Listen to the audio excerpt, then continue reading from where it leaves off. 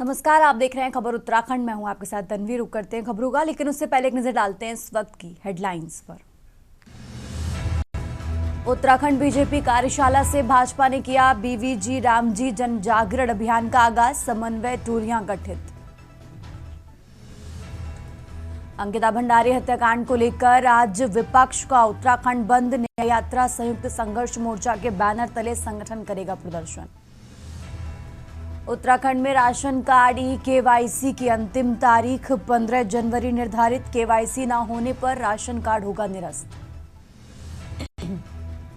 अंकिता भंडारी मामले में कथित वीआईपी के खिलाफ मुकदमा दर्ज, पद्म भूषण अनिल प्रकाश जोशी ने की शिकायत। उत्तराखंड में पुलिस कांस्टेबल की होगी भर्ती, अधीनस्थ सेवा चयन आयोग कल से शुरू करेगा दस्तावेजों का सत्यापन। उत्तराखंड के 4 जिलों में नदी नाले और झरने जमे, पानी की पाइपलाइन फ्रीज। आप देख रहे हैं के न्यूज़, खबरों का सारथी।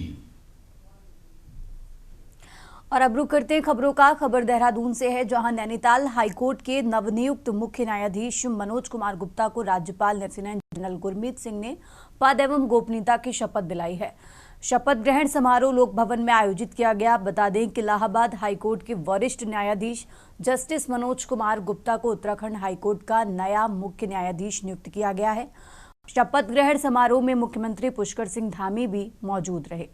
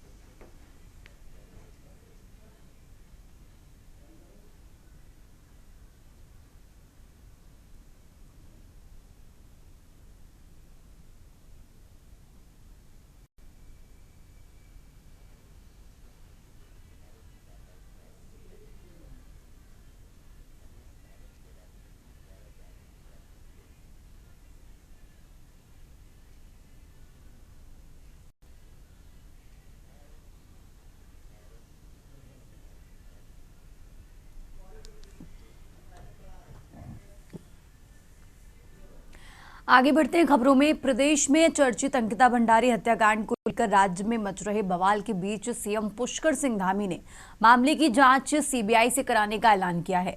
फैसले के बाद पहली प्रतिक्रिया देते हुए सीएम धामी ने कहा कि सरकार शुरू से निष्पक्ष और पारदर्शी तरीके से न्याय के लिए काम कर रही है।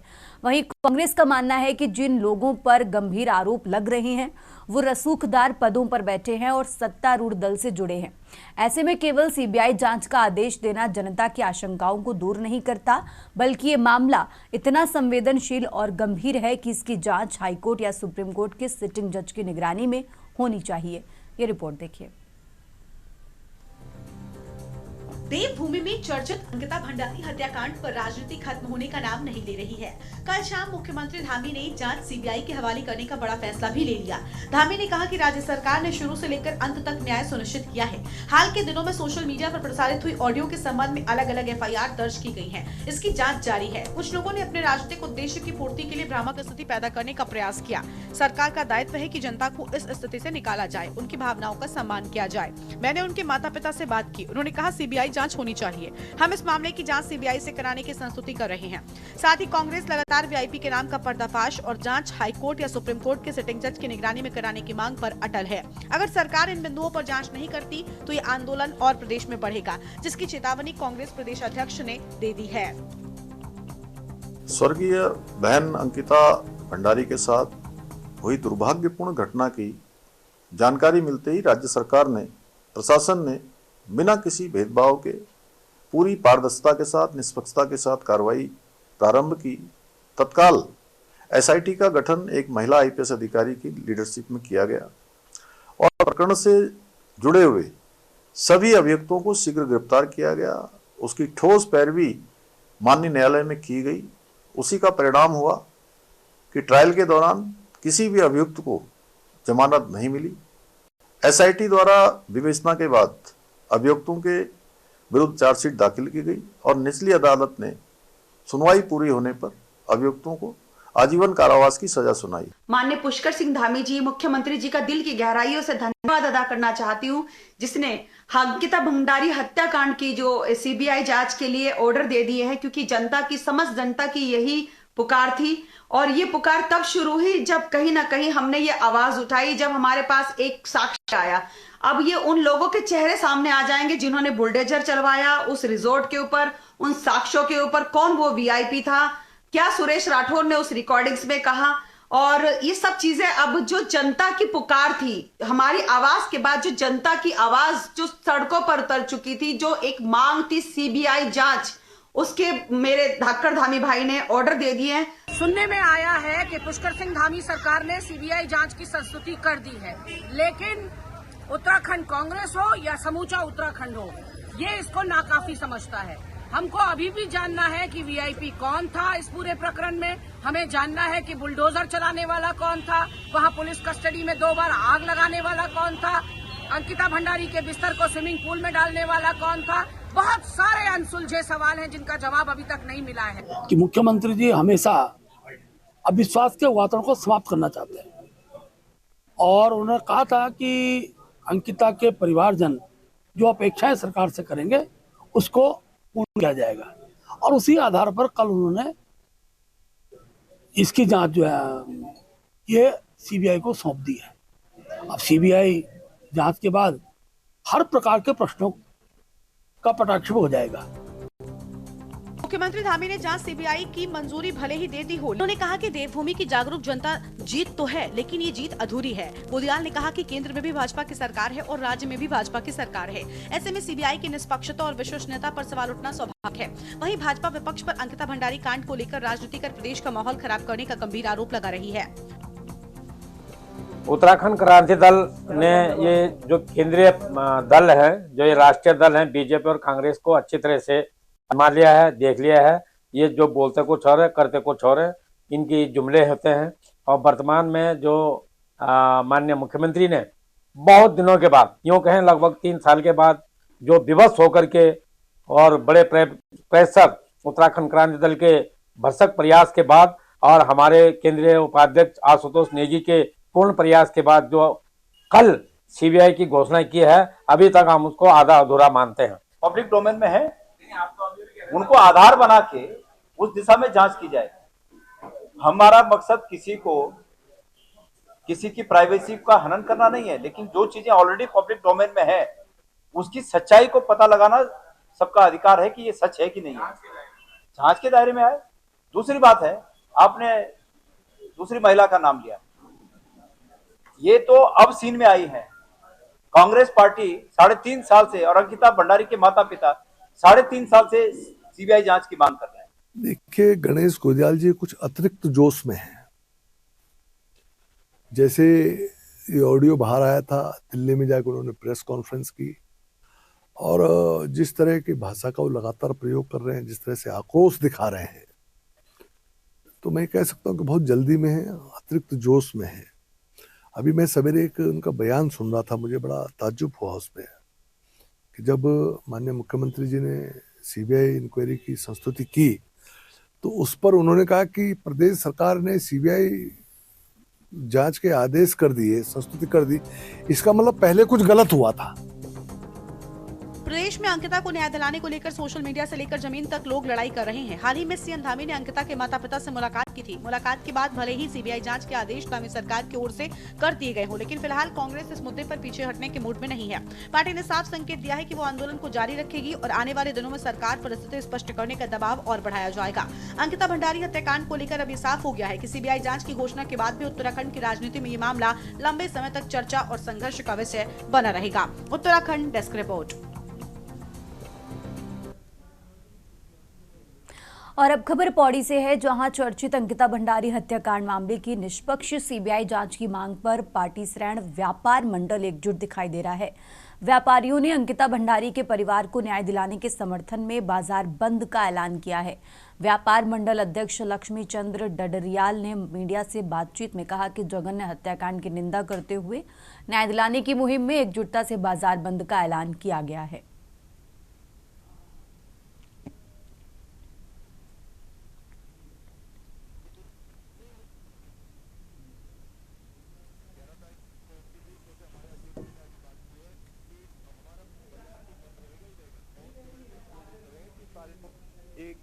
एक समर्थन देंगे, एकजुटता से के साथ खड़े हैं। संपूर्ण देश, संपूर्ण ये हमारे जो उत्तराखंड की जनता है उस बेटी के साथ खड़े हैं कि जब तक उसकी जांच और दोषियों को सजा नहीं मिलेगी तो हम हमेशा उस पक्ष में रहेंगे जिसके साथ अन्याय हुआ है। व्यापार मंडल के तरफ से मैं व्यापार मंडल अध्यक्ष बोल रहा हूँ और पूर्ण तरह से हर तरह से पूरा सपोर्ट करता हूँ कि इस तरह से हमारे उत्तराखंड में देवभूमि में इस तरह से जो भी क्रियाकलाप चल रहे हैं, सरकार 2027 में मैं बीजेपी का पूर्ण तरह से जो है समर्थन करता था। आज मुख्यमंत्री पुष्कर सिंह धामी जी ने अंकिता केस की सीबीआई जांच की संस्तुति कर दी है। इसके लिए मैं तमाम संवेदनशील उत्तराखंड की जनता, देश की जनता और विदेशों में रह रहे उत्तराखंड के और देश के लोगों का आभार प्रकट करता हूं कि जिस तरह से पिछले 3 सालों से आपने उत्तराखंड और केंद्र दोनों सरकारों पर दबाव बनाए रखा। और अब खबर देहरादून से है, जहां अंकिता न्याय यात्रा संयुक्त संघर्ष मंच ने अंकिता भंडारी को न्याय दिलाने की मांग को लेकर उत्तराखंड बंद का आह्वान किया है। मंच ने दावा किया कि पीड़िता को न्याय प्राप्त होने तक मंच आंदोलन जारी रखेगा। प्रस्तावित बंद के तहत पूरे प्रदेश में प्रदर्शन करते हुए शांतिपूर्वक विरोध जताया जाएगा। दूसरी तरफ प्रशासन ने कानून व्यवस्था बनाए रखने के लिए कड़े सुरक्षा इंतजाम करने का दावा किया है।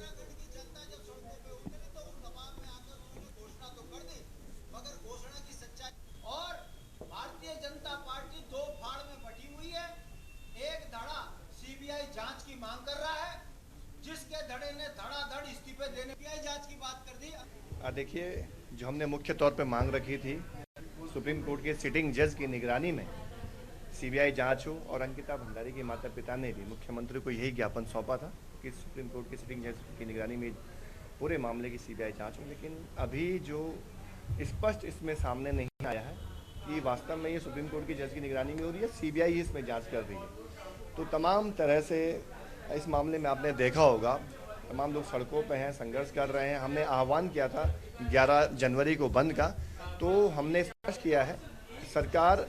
देखिए, हम लोगों ये आपको बहुत स्पष्ट तरीके से बता दें कि हम लोगों ने इस बंद का आह्वान जनता के ऊपर छोड़ा है। हम चाहते हैं कि वो अंकिता के सम्मान में, अंकिता को न्याय दिलाने के लिए स्वतः स्फूर्त तरीके से बंद करें। ये पुरानी तरह से उत्तराखंड आंदोलन की तरह का बंद नहीं होगा कि हम कहीं पे डंडा मार रहे हैं, कहीं पे कुछ कर रहे हैं, उस तरह का बंद नहीं होगा या जबरन बंद नहीं होगा, बल्कि बहुत शांतिपूर्वक तरीके से बंद होगा। फिलहाल यहाँ रुकेंगे एक छोटे से ब्रेक के लिए।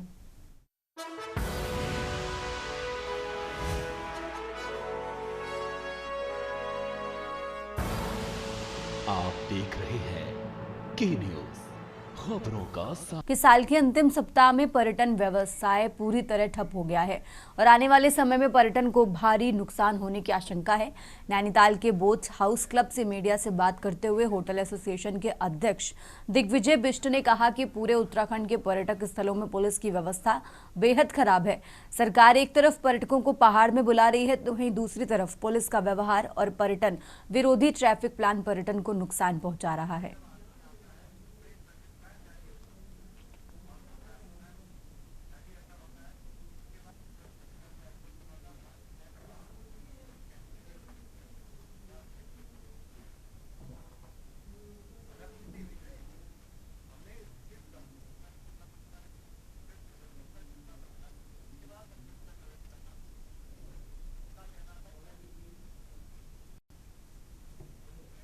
और अब खबर बागेश्वर से है, जहां बागेश्वर कुमाऊं की काशी सरयू गोमती के पावन संगम पर आगामी 13 से 20 जनवरी तक आयोजित होने वाले ऐतिहासिक उत्तरायणी मेले के पोस्टर एवं आमंत्रण पत्र का विमोचन को कलेक्ट्रेट सभागार में किया गया। विमोचन कार्यक्रम में बागेश्वर विधायक पार्वती दास, कपकोट विधायक सुरेश गड़िया, दर्जा राज्य मंत्री शिव सिंह बिष्ट और नगर पालिका अध्यक्ष सुरेश खेतवाल सहित जनप्रतिनिधियों ने सहभागिता की। वहीं मेला संरक्षक ने बताया कि उत्तरायणी मेला जन आस्था, संस्कृति और परंपरा का प्रतीक है।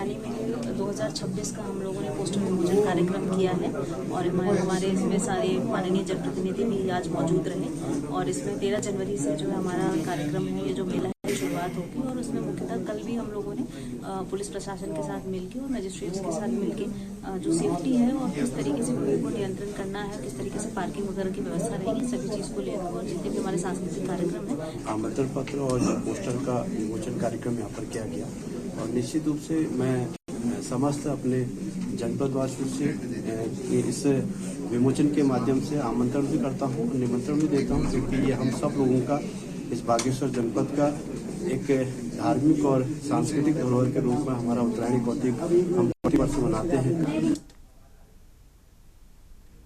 खबर उत्तराखंड में फिलहाल इतना ही। आप देखते रहिए के न्यूज़ इंडिया।